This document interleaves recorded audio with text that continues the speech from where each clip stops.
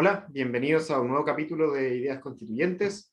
Hoy hablaremos sobre el régimen de gobierno chileno, su supuesto hiperpresidencialismo y la conveniencia o no de reformar o cambiar dicho sistema por otro sistema, ya sea semipresidencialismo, parlamentarismo, en la nueva Constitución. Para conversar de estos y otros temas relacionados, tenemos el agrado de tener con nosotros hoy día a Christopher Martínez. Christopher es doctor en Ciencia Política por la Universidad de Loyola, Chicago, y actualmente es profesor asociado de Ciencia Política en la Universidad Católica de Temuco. Muchas gracias, Christopher, por aceptar nuestra invitación. No, muchas gracias, Joaquín, por tenerme aquí discutiendo temas tan importantes como este. Muchas gracias. La primera pregunta, y quizás para sentar el tono de la conversación, es una pregunta respecto del diagnóstico de hiperpresidencialismo, ¿no? Muchas veces se dice en la discusión, y que sería uno de los problemas del sistema actual, que el sistema político chileno es hiperpresidencialista. Eh, hay mucho, yo aquí te voy a robar algunas citas que leí en algunos artículos Sí, tuyos, ¿no? sí. Pero Ignacio Walker, por ejemplo, ha dicho que ningún país en América Latina tiene un sistema tan presidencialista como el chileno. Pablo Ruiz Tagle ha definido nuestro sistema como un neopresidencialismo autoritario, incluso después de las reformas del 2005. Fernando Atria y el resto de los autores del otro modelo han dicho que el presidente gobierna sin contrapesos, concentrando el poder político frente a un Congreso Nacional que aparece como un poder menor y en extremo inútil. Tú publicaste, yo sé que esto es parte de tu investigación también, pero publicaste un ensayo en El Mostrador llamado El mito del hiperpresidencialismo y la concentración de poder en Chile, donde precisamente discutes este diagnóstico, ¿no? Eh, no, quizás podríamos adentrarnos un poco por ahí al tema. Sí, de hecho hay otras citas que yo no incorporé que hablan de que en el fondo el sistema presidencialista chileno es casi como un César el presidente del sistema político. Una candidata por ahí también dice que el presidencialismo chileno es peor que una dictadura. Entonces se han hecho como muchas caricaturas realmente de lo que es el presidencialismo en Chile y del poder presidencial en torno a eso. La primera base de evidencia que se sostiene de por qué hay un hiperpresidencialismo es lo que dice el papel, lo que dice la Constitución. Es cierto, la Constitución entrega poderes importantes al presidente en términos legislativos, además de los poderes usuales de un presidente como el poder de veto, ¿cierto? Y la capacidad de emitir decretos, el presidente en Chile tiene la posibilidad de colocar urgencia en los proyectos de ley, tiene iniciativa en ciertos proyectos y además iniciativas exclusivas en materia específica de ley y nada menos que en el presupuesto. Pero cuando tú miras los datos precisamente de estudios que han hecho ranking acerca del poder presidencial, basado por ejemplo en los poderes legislativos, que son uno de los más importantes que hizo el politólogo Gabriel Negreto, uno ve que este sistema aparentemente tan hiperpresidencialista de Chile en América Latina arranquea quinto, incluso después de Perú, un país que en el fondo que se cree que los presidentes y que hemos visto que son bastante débiles. Entonces, esta lógica del hiperpresidencialismo nace fundamentalmente en los poderes formales que entrega la Constitución. Sin embargo, nosotros sabemos, todos los que estudiamos ciencias sociales, que el papel es una cosa y la realidad política es algo totalmente distinto. Y ese es el problema, porque a partir además de esta definición de hiperpresidencialismo se han hecho dos diagnósticos que son extremadamente contrapuestos. Una, en que hay un peso pero gravitante y exacerbado del presidente en el sistema político, que básicamente hace de todo, tal cual como tú recogiste en la cita, que los otros actores básicamente le sirven, pero por otro lado hay que reemplazar este sistema por un semipresidencialismo o por un sistema parlamentario porque no hay muchos bloqueos o hay dificultades para la negociación. Esas dos explicaciones son totalmente incompatibles. O el presidente es súper poderoso y hace lo que quiere, o existen muchos bloqueos que lo introduce el sistema presidencial y el presidente, por tanto, no es tan poderoso. Lamentablemente, esas dos explicaciones son parte del mismo diagnóstico. Y en ese sentido, yo creo que obviamente la explicación del hiperpresidencialismo es la que menos bases tiene y la que se enfoca en los bloqueos. Hay que recordar que los bloqueos en sí tampoco son malos. Si quieres, podemos hablar un poco más de eso, de por qué en el fondo los bloqueos no es algo esencialmente negativo. Pero eso es más o menos el diagnóstico que hay acerca de la tesis del hiperpresidencialismo. O sea, tú no disputas el hecho de que efectivamente los poderes constitucionales del presidente, por decirlo así, el marco jurídico en el que actúa el presidente en Chile parece estar bien caracterizado como hiperpresidencialista, pero si hablamos de hiperpresidencialismo en el modo como esos poderes se ejercen en la práctica, claro, en la práctica política esos poderes no tienen la importancia que tienen en el papel, ¿no? Ese es el punto que está. Ese es Eh, precisamente el punto, de que en el fondo el papel describe o puede llevar a la ilusión e incluso al mal diagnóstico y a una pésima solución de eso. que en este momento en el que estamos, por eso que esta discusión es importante, porque nos está llevando a soluciones que quizás no tienen nada que ver con la raíz del problema. Y entonces el presidente ve limitado su poder en una serie de formas. El presidente sí tiene poderes formales importantes. En la literatura, de hecho, muy basada en el presidencialismo estadounidense, se habla de que el poder de veto es importante. Sin embargo, estudios que se han hecho en Chile hablan de que el veto del presidente rara vez lo utiliza de manera conflictiva con el Congreso. Un estudio de Carlos Uneos nos muestra de que la mayoría de las veces los vetos son solicitados por parte de los legisladores para corregir proyectos que ya salieron. Entonces el presidente veta el proyecto, lo devuelve, lo corrigen y lo vuelven a enviar y se sanciona y se aprueba. Entonces es una relación mucho más cooperativa la que ha existido entre el presidente y el Congreso. Otro poder, por ejemplo, la capacidad de dictar decretos, que en otros países es importante, en el caso de Chile no es tan importante. El presidente emite decretos con fuerza de ley que necesitan la aprobación previa del Congreso, que son por un periodo limitado de tiempo, que requieren la firma de un ministro y que además son en temas específicos de ley solamente, no temas tan importantes. Entonces, si bien hay poderes que son relevantes, cuando tú lo miras en la realidad y cómo se han ejecutado en la práctica, al parecer no existe esta relación del ejecutivo que domina toda la escena política. Para profundizar quizás en este artículo del mostrador que yo mencionaba antes, que tú escribiste, que vamos a poner un link al artículo debajo del video en nuestro canal, tú hablas de la necesidad de distinguir entre los poderes constitucionales del presidente y los poderes políticos y contextuales, por un lado, y los poderes y la concentración de poderes del presidente en relación con otras instituciones democráticas. Y tú dices que, en el fondo, tanto los poderes políticos y contextuales del presidente, como que es lo que ya hablamos, y la concentración de poder en el presidente, no serían tales como para mantener la tesis de que el sistema es hiperpresidencialista, ¿no? Quizás podríamos hablar un poco más respecto de la concentración de poder en el presidente, porque el hecho de que el presidente tenga todas estas atribuciones formales no supondría una concentración de poder. Sí, esa es una muy buena pregunta, porque como tú bien decías, lo primero que tenemos que definir, bueno, cuán poderoso en términos en el papel es el presidente, y después ir viendo cómo es en la práctica. Y la mejor pieza de evidencia para aquellos que dicen que el presidente es muy poderoso en Chile es el papel. En el fondo, en la práctica eso es un poco distinto. Por ejemplo, si pensamos desde una perspectiva histórica, el presidente en 1840 era muchísimo más poderoso hoy, que el presidente de hoy. No solamente por todas las atribuciones que efectivamente le entregó la Constitución de 1833, sino porque el aparataje del Estado era mucho más pequeño, tenía mucha más dificultad para, en el fondo, limitar el poder del presidente en ese sentido. Y por tanto, la mayor parte del poder del Estado se concentraba en el presidente. Estamos hablando además que eso se correlaciona con un elemento poco democrático.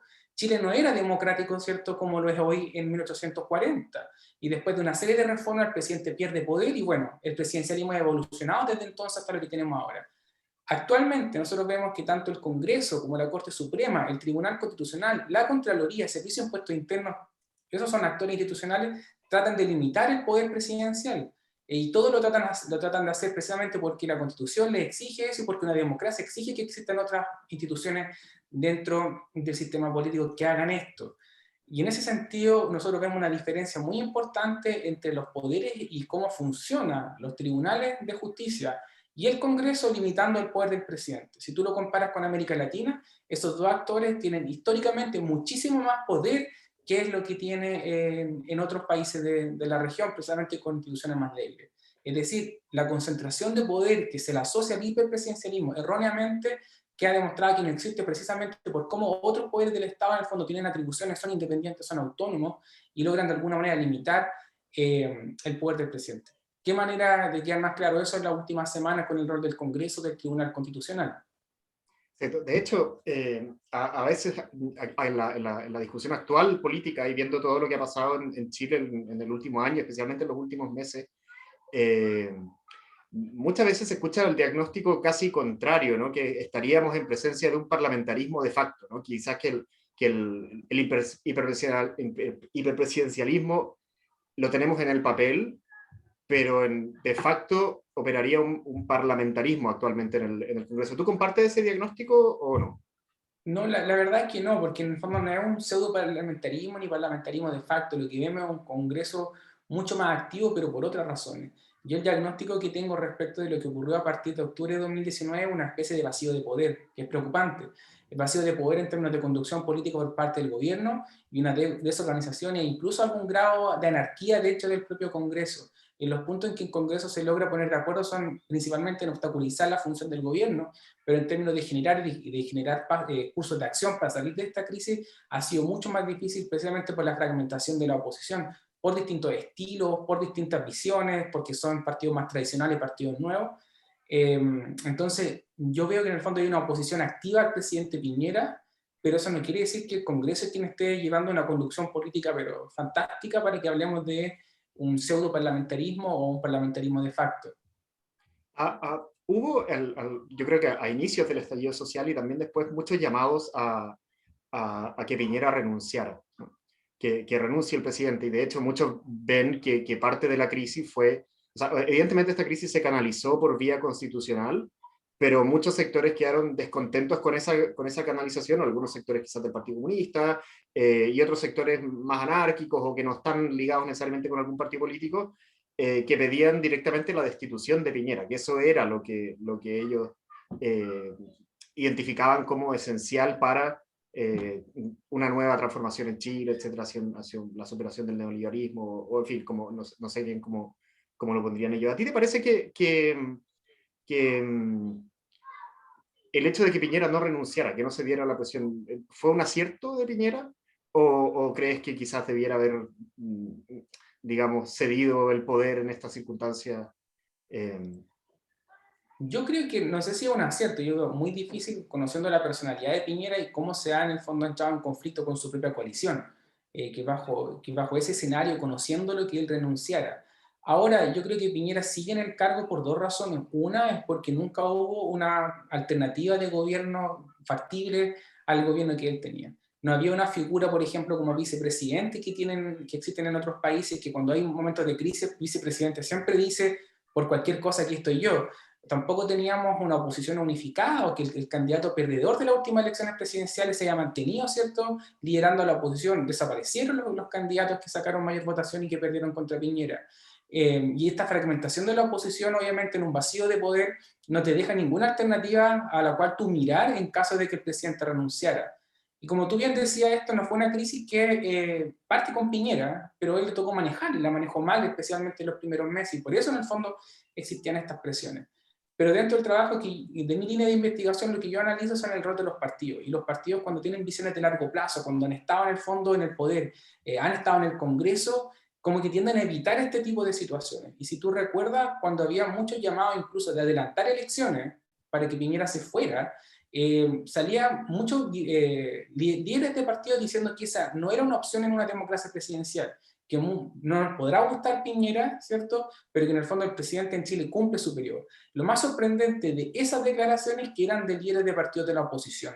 E incluso cuando líderes de partidos de la oposición dijeron, ¿sabes?, que podíamos adelantar las elecciones, salían otros líderes dentro del partido o de otros partidos de esa oposición diciendo, ¿sabes qué?, eso acá no va a funcionar. Yo he analizado crisis presidenciales en otros países y créeme, cuando al presidente se le está pidiendo la renuncia, los últimos en el fondo que van a salir en su ayuda son los partidos de oposición. Usualmente están pidiendo la ayuda porque es inepto, por traición a la patria, por cualquier motivo que ellos en el fondo creativamente logran elaborar. Entonces, y ahí tenemos otra prueba, otra vez de cuán en el fondo hiperpresidencialista es el sistema político. Y en el fondo Latinoamérica convive con dos realidades, si uno lo piensa en la última semana. Convive con presidentes que son débiles, con estas caídas presidenciales como la de Vizcarra, Kuczynski, Dilma Rousseff, pero también tienen presidentes que se afianzan en el poder, y el último ejemplo de eso es Nayib Bukele, ¿cierto?, en El Salvador, Ortega en Nicaragua. Entonces, vivimos como en esta doble realidad donde hay un hiperpresidencialismo en algunos casos y presidentes extremadamente débiles en otros. Perfecto. Que, independiente quizás de la etiqueta que le pongamos, hiperpresidencialista o presidencialista, ¿qué ventajas o qué desventajas tiene el sistema de gobierno actual chileno en comparación quizás con otros países de la región? Yo creo que la principal ventaja, que es algo que quizás pasa un poco desapercibido, es que la crisis que estamos viviendo no es una crisis del presidencialismo. De eso, ese es el punto central. ¿Por qué estamos en este escenario?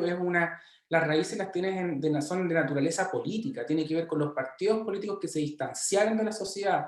Por ejemplo, la centroizquierda, que estuvo involucrada en varios eventos de financiamiento ilegal, en el fondo, de grupos económicos a los cuales históricamente había criticado. Eso también ocurrió obviamente en la derecha, y fue claramente el caso, por ejemplo, de la UDI. Y también tienes todos los otros casos de que ya acostumbramiento en el poder, de que en el fondo se pierde este vínculo con la sociedad, falta de renovación, no tanto de renovación de ideas, sino que falta renovación de personas, de liderazgo, que eso es tremendamente importante. Y cuando los partidos fallaron en hacer eso, la sociedad los castigó, y por eso es que ahora están con un 2%. Esa crisis es especialmente difícil de resolver, es mucho más compleja de resolver que además tratar de cambiar el sistema político, porque van a ser estos mismos actores los que van a estar después tratando de jugar en otro escenario que no conocen por lo demás.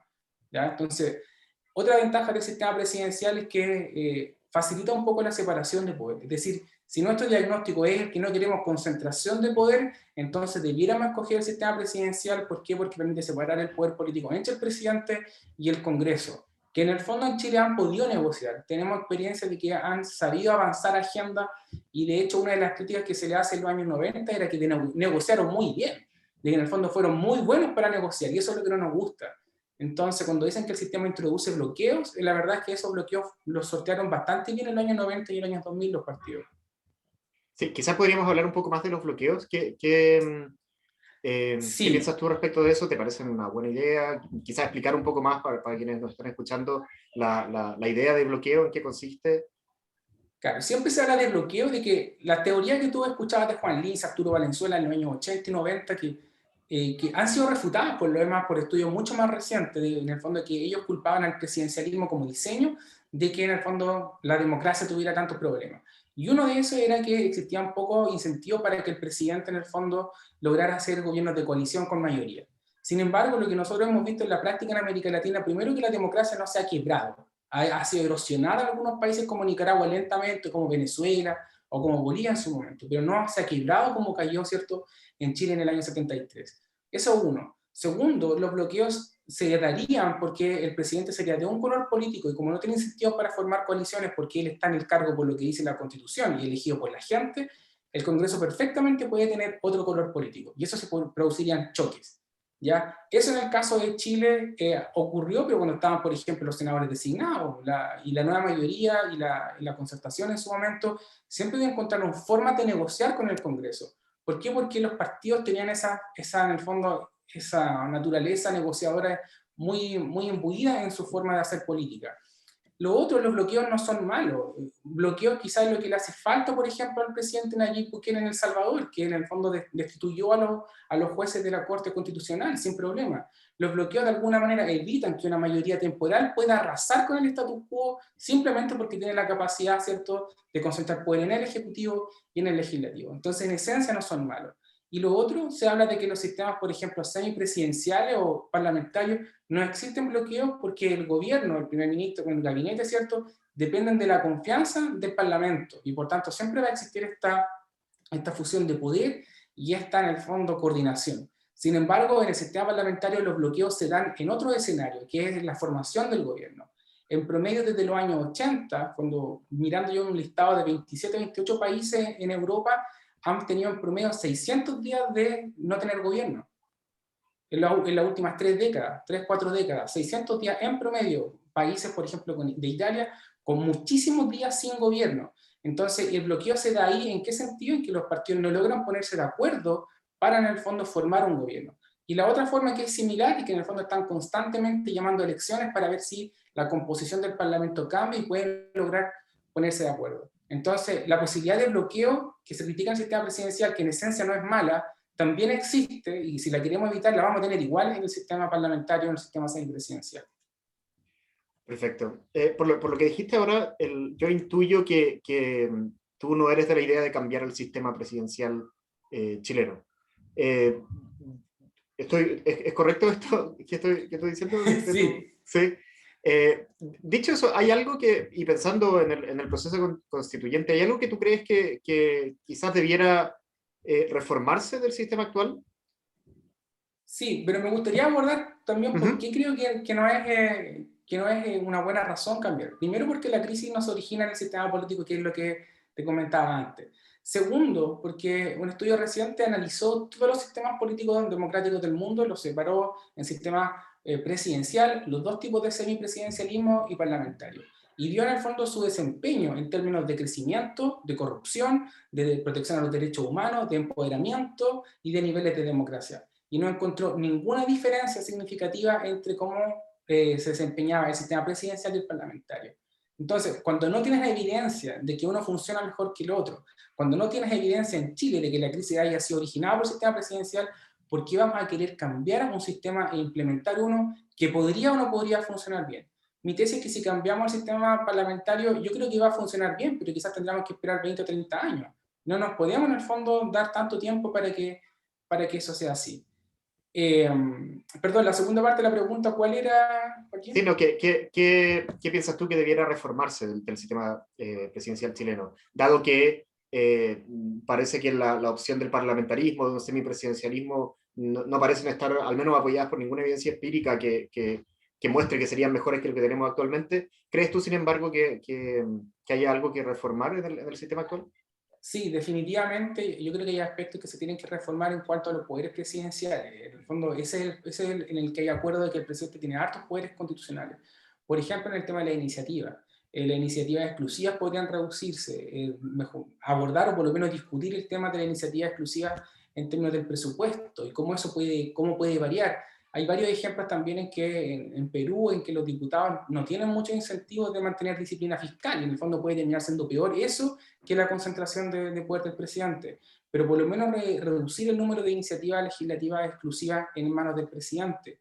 El otro tema de reforma que podría ser es crear la figura de un vicepresidente, alguien que esté también en la papeleta, que sea una dupla en el fondo con el presidente, en la cual nosotros podamos ver que en caso de que esto no funcione, tengamos alguna salida o de alguien más que ha sido validado y legitimado por la ciudadanía a través de elecciones. Y otro aspecto que yo creo que debiera considerarse también es el tema de la reelección. Nosotros tenemos reelección, ¿cierto?, en términos no inmediata, y eso nos ha tenido, ¿cierto?, con el tándem de Bachelet-Piñera desde 2006 en adelante. Eso no es bueno para la democracia. Quizás si hubiésemos tenido 2 periodos cada uno seguidos, ya quizás estaríamos pensando en otros líderes para los siguientes años, y sin embargo no tenemos. Y las encuestas nos muestran efectivamente que no tenemos líderes porque los partidos no han sabido proveer de líderes competitivos en ese sentido. Perfecto. Respecto también del tema del proceso constituyente, evidentemente el proceso constituyente es una manera de tratar de canalizar o de servir como mediador de las demandas ciudadanas que se han identificado, digamos, quizás bajo la etiqueta general de derechos sociales, ¿no? O mover el Estado chileno hacia un Estado social donde haya una mayor protección de la salud, de las pensiones, de la educación, etcétera, y donde sea menos probable el abuso que lo que es actualmente, ¿no? ¿Tú crees que el sistema presidencial chileno tiene ventajas en este sentido respecto a otros sistemas, o quizá esto es algo en que no haría ninguna diferencia tener un sistema presidencial, un sistema parlamentario o semipresidencial? Es decir, ¿qué relación ves tú entre la efectividad de procesar demandas ciudadanas y el sistema político concreto que puede tener un país, en el caso chileno? Pero sabes que no lo había pensado en esos términos. Yo creo que en ese sentido es una pregunta muy, muy buena, porque en el fondo nos está obligando a entender cuáles eran los motivos que estaban detrás de lo que fue octubre de 2019, con todas las protestas, y como tú bien dices, estas sensaciones de abuso, de exclusión de ciertos bienes o servicios públicos, pensiones, educación, acceso a salud de mejor calidad. Y en esta sensación de abuso, y en esta sensación de que la gente quiere tener algo que decir, porque eso básicamente fue, nosotros queremos decir algo y vamos a participar de la convención, y eso es algo que se está haciendo ahora históricamente en Chile. Explicarle a las personas de que si cambiáramos, por ejemplo, un sistema parlamentario, que la ciudadanía no va a elegir al primer ministro, eso es algo difícil de digerir. En el fondo nosotros estamos también acostumbrados, parte de nuestra idiosincrasia, de ir y ver en la papeleta el nombre de las personas que van a competir por la presidencia y escoger a una de ellas, y por último después podemos darnos vuelta a la chaqueta, nos podemos arrepentir, pero sabemos por quién votamos. Eso es un escenario totalmente distinto de lo que ocurriría en un sistema parlamentario. En el fondo, entregarle que a los partidos negocien, partidos que tienen un 2% actualmente de aprobación, esa píldora es difícil de tragar para la ciudadanía, imagino yo, si es que se le logra explicar de esa manera. Yo creo que quizás hay una confusión en términos de qué significa atenuar el presidencialismo y cambiar de régimen totalmente. Yo creo que la atenuación es algo en lo que en lo que debiéramos encaminarnos, pero no necesariamente eso en un cambio de régimen. Que por cierto, al analizar, por ejemplo, la duración de los gobiernos presidenciales, semiparlamentarios, semipresidenciales y parlamentarios, los que son más inestables son los gobiernos semipresidenciales. ¿Ya? O sea, tú ves la duración de sobrevivencia más alta en los presidenciales porque es fija, ¿cierto? En los parlamentarios tienen algún grado de estabilidad porque los procedimientos ya son bien conocidos, y los semipresidenciales tienen duraciones más breves. Eso significa que los partidos además van a estar en el Congreso discutiendo mucho más tiempo, invirtiendo mucho más discusiones en cómo formar gobierno, cómo mantenerlo y cómo terminarlo, y no tanto en abordar los problemas de políticas públicas y de solucionar problemas mucho más concretos que le interesan a la ciudadanía. Quizás para aclarar los términos para quienes no están escuchando, valdría la pena decir algo respecto de la diferencia entre un sistema presidencial y un sistema semipresidencial. Entre presidencial y parlamentario, yo creo que más o menos se entiende claramente la diferencia entre uno y otro, pero quizás entre presidencial y semipresidencial la distinción puede ser un poco más sutil. ¿Cuál es la distinción ahí? Bueno, la distinción es que el sistema presidencial, tú tienes a una misma persona que ocupa el cargo de jefe de Estado y jefe de gobierno. ¿Ya? Piñera representa a los, estados, a los intereses del Estado de Chile y también conduce el gobierno naturalmente. En un sistema semipresidencial tú tienes esta figura que recae en dos personas. Una va a ser jefa o jefa de Estado y el otro va a ser jefe de gobierno. El jefe de Estado como presidente va a ser electo popularmente y por voto directo. Sin embargo, hay variaciones entre cómo se designa al jefe de gobierno. El jefe de gobierno en el fondo puede necesitar incluso la confianza del Congreso. Y el Congreso, ¿cierto?, donde están los partidos, es el que puede elegir incluso un jefe de gobierno. Este jefe de gobierno podría ser eventualmente de un color político distinto al del color político del presidente. Es decir, tú vas a tener un ejecutivo que tiene un presidente que, por ejemplo, sea de derecha y un primer ministro que sea de izquierda. Esos escenarios obviamente son difíciles de trabajar. Francia lo ha hecho exitosamente, pero en Europa las cosas, hay muchas cosas más que funcionan mucho más exitoso que en América Latina. Y por eso es que es importante en el fondo en cómo la propia idiosincrasia, cómo nosotros hemos aprendido a corregir el sistema que tenemos, más que a tratar de instaurar ideas que vengan desde afuera porque allá funcionan bien. Perfecto. ¿No te parece quizás que yo esto se lo he escuchado a Cristóbal Belolio, por ejemplo, ¿no? La discusión, él ha sido uno de los que ha estado abogando por un cambio de sistema, ¿no? De presidencial a parlamentario en la nueva constitución. Y él ha dicho, por ejemplo, que un sistema parlamentario eh, incentivaría la moderación, ¿no? La moderación política en el sentido de que, como precisamente porque uno vota por un partido y no por una persona, en el fondo no va a aparecer en la papeleta eh, Pamela Giles, digamos, sino que va a aparecer el partido que, o la coalición en la cual ella se incorpore. Eso va a dar un incentivo para que esa coalición tenga que entregar un candidato, digamos, de consenso, y eso va a dejar fuera, digamos, a los díscolos.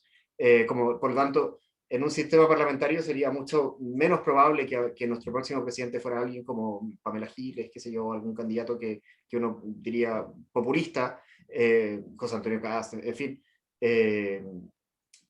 Sería mucho más difícil que eso pasara en un sistema parlamentario que en un sistema presidencial actual, ¿no? Y el caso es como el de Bukele y otros casos parece que dar la razón, digamos, a ese tipo de análisis. ¿Qué te parece a ti esto? ¿Compartes el análisis? O yo, Sí, se ¿sí? comparte esa apreciación, especialmente cuando tú tienes sistemas multipartidistas. Porque cuando tú tienes un sistema parlamentario bipartidista, como tienes dos opciones, hay incentivos no tanto a la moderación, sino en el fondo que esos partidos se distingan. Pero cuando tú tienes hartos partidos, o varios partidos, como es el caso de Chile históricamente, un sistema parlamentario sí ayudaría a esa moderación. En términos quizás político-electorales, les favorecería mucho más a los partidos que se ubiquen en el centro, porque en el fondo siempre tendrían alguna capacidad de negociación bastante potente a la hora de formar y derribar gobierno. Pero sí, sin duda existe evidencia de que conducen a la moderación. Sin embargo, eso no quiere decir que no vayan a existir legisladores, ¿cierto? O legisladores que estén en el Congreso o en el Parlamento, si es que lo tuviéramos, que tengan posiciones bien extremas. Si tú miras la extrema derecha, en Europa eso existe y son mucho más extremistas incluso que José Antonio Cast. La diferencia está, como bien dices tú y como bien lo dice Cristóbal, es que esas personas usualmente tienden a llegar alejadas del poder, tienen representación en el Parlamento, pero no logran ser parte del gobierno. Y como agudamente tú también indicas, el caso del apoyo popular, por ejemplo, de Bukele y a su partido naciente, como que de alguna manera dejan entrever eso. Pero por eso es importante la conformación de los partidos. Y ese es el dilema que enfrentamos ahora. El dilema que tenemos en términos de discusión no es izquierda-derecha, no es si estamos, ¿cierto?, por los partidos de Chile Vamos o por las oposiciones, sino por esta noción de anti-establishment, anti-partido, ¿cierto?, y todo lo que venga y que esté fuera de eso. Y por eso quizás Pamela Giles, sin tener un discurso claro, sin tener un movimiento claro en términos políticos, logra posicionarse bien hablándole directamente a la gente. Perfecto. Y en relación quizás con esto mismo, ¿no? Ya que apareció el tema del populismo, Pamela Giles, etc. Eh, te, te, ¿Cómo crees tú, esto va a tener cierta influencia, este clima político populista, ¿no? Candidatos como Pamela Giles, como apareciendo en las encuestas, incluso vi que Julio César Rodríguez había aparecido en otra, como posible, en el fondo, con gente que tendría intención de voto para votar por él, en el fondo. Y en un clima tan polarizado, ¿no? Que parece que efectivamente la discusión no es izquierda-derecha, sino que establishment y la ciudadanía o algo así, ¿no? Eh, eh, ¿tú crees que esto puede afectar el desarrollo de la convención y las discusiones que se tengan, digamos, y el modo en que la nueva constitución, eh, el resultado, digamos, de la convención, la nueva constitución, Sí, cómo ves sobre el tú? resultado no sabría decirte, pero sí yo creo que la forma de actuar va a ser totalmente distinto. De hecho, estuvimos en una charla hace un par de días con la doctora María Cristina Escudero y ella decía, o sea, los partidos sí van a tener presencia en la convención, quizás mucho más de lo que la gente esperó inicialmente, porque en el fondo la democracia, las instituciones políticas premian a los que se organizan bien, y los partidos tienen obviamente en Chile tarea avanzada, han dejado atrás un montón de problemas y conflictos internos que todos los que estudiamos la política sabemos que los partidos están llenos de problemas, pero que de alguna manera tienen un norte común y que lo obliga a mantenerse unidos. Entonces, van a llegar en el fondo personas que están vinculadas a los partidos políticos, pero en este clima, como tú correctamente indicas, estamos viendo despersonalización de la política. Entonces, no sabemos si incluso aquellos que lleguen auspiciados por partidos, apoyados por partidos políticos, o que pertenezcan a los partidos, quieren de alguna manera distanciarse de lo que estaban diciendo precisamente sus partidos. Y además la gente puede llegar a recompensar a las personas que se manifiestan de alguna manera díscolas o rebeldes en la convención precisamente por este clima antipartidario. Eso puede conducir, porque en el fondo lo que hacen los partidos es mantienen a raya todas las ambiciones personales y las transforman en un lenguaje y en un proyecto colectivo. Eso quizás se puede dañar y que vamos a tener quizás muchísimas ideas que en el fondo cada uno va a querer hacerse notar con ideas quizás cuál más extrema, porque además ellos en el fondo van a estar escribiendo un cheque que es la constitución que ellos no tienen que además que pagar, lo va a tener que en el fondo financiar otros que vengan mucho más adelante. Pero por otro lado igual hay optimismo, porque nadie quiere ser recordado como las personas que estuvieron en la convención constitucional y no lograron ponerse de acuerdo. O sea, esa sería una carga histórica muchísimo, Sí, muy difícil en el fondo de olvidar. sí. Sí, ese es un buen punto, ¿no? Porque eso efectivamente serviría como incentivo para llegar a acuerdos con independencia de las diferencias, quizás irreconciliables en algunos temas.